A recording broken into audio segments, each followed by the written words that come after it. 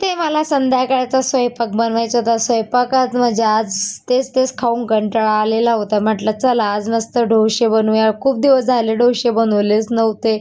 आणि इथे मी खोबरं ना खिसून घेतलं होतं. खिसून घेतलं ना की व्यवस्थित चटणी होते. त्याच्यासाठी चटणीसाठी घेतलेले होते 2-3 मिरच्या, लसूण घेतलेला, कोथिंबीर घेतलेला आणि जिरं एवढंच काही घेतलं आणि मस्त त्याची बारीक पेस्ट करून घेतली ना. असं वरतून तडका मारला ना तरी चटणी तयार होऊन जाते. पण आम्हाला अशी कढईमध्ये थोडी शिजून लागते, त्याच्यामुळे मी अशीच बनवते.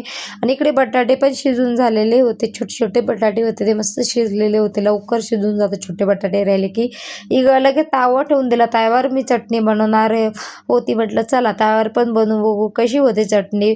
त्याच्यात 2 ते 3 पळ्या तेल टाकून घेतलेलं, जिरे मोहरी टाकून घेतलेली, जो ठेसा लसूण आणि मिरचीचा ठेसा केला होता तो टाकून घेतला. इथे बटाटे पण व्यवस्थित त्याच्यामध्ये टाकून घेतलेले आणि व्यवस्थित 5 मिनटं असं परतून घेतलं आणि खूप छान अशी त्यावरची बटाट्याची भाजी होऊन जाते.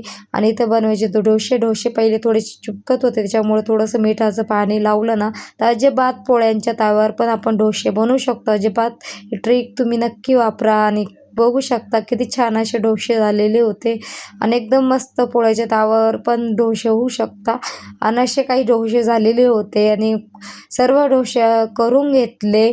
आणि त्याच्यानंतर आहे ना तुम्ही बघू शकता असे काही सर्व डोसे झालेले होते. आणि इथे लगेच आजचा मेनू तयार आहे, या जेवायला. आणि इथे आरुष आणि मी जेवण केलं. आणि चला इथंच ब्लॉग एंड करते. भेटू नेक्स्ट ब्लॉगमध्ये, तोपर्यंत बाय.